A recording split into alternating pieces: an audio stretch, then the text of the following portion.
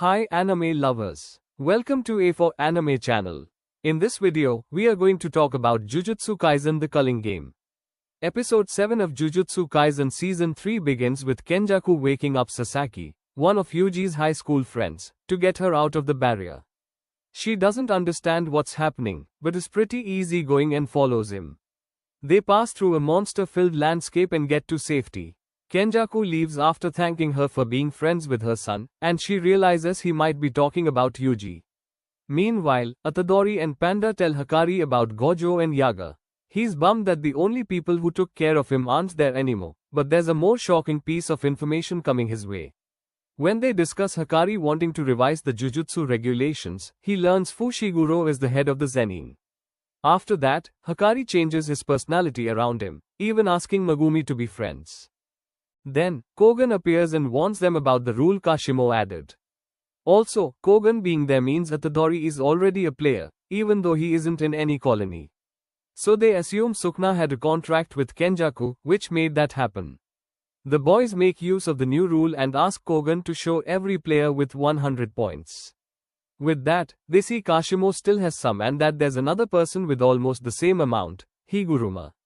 Now, they plan on getting them to use their points to add two new rules. One will allow people to give their points to others, and the second will allow players to leave the game. They divide themselves to cover more ground.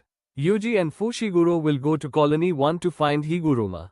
Meanwhile, Panda will go to Colony 2 to find the angel, and Hikari will go to the same place to fight Kashimo. Kirara will stay put to help with communications. When Itadori and Megumi enter the barrier, they're instantly separated. Yuji opens his eyes to see himself falling from the sky with no means to land safely. From afar, a boy called Amang, part of a newbie hunters group, signals that a new player arrived. His partner, Hanyu, who has an airplane head, tackles Yuji in mid-sky. However, he easily endures her strike and throws something at her, making her fall to the ground. Her lover, Haba, appears, full of anger and ready to take Yuji out. He has a propeller on his head, which he uses to fly and fight. Unfortunately for him, Itadori knows exactly how to defeat the man. Itadori lures Haba to advance in a straight line as they're in a corridor inside a building. Although the enemy believes he has Yuji trapped, it's quite the contrary. The boy waits for the right timing and punches him square in the skull, smashing his propeller. At the same time, Fushiguro also easily defeats a player called Remy. He thinks she's a sorcerer from 1000 years ago, but he's wrong. There are many new sorcerers at the colony who have already been through so much that they're in battle mode. This means it might be harder to convince them to give him the points than he thought. Still, he asks her about Higuruma and, after he threatens her, she agrees to lead Megumi to his target.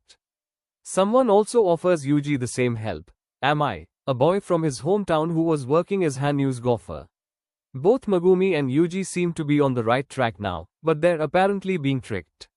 As they're walking, Remy says Higuruma is in Shinjuku, and Amai says he's in Ikebukuro.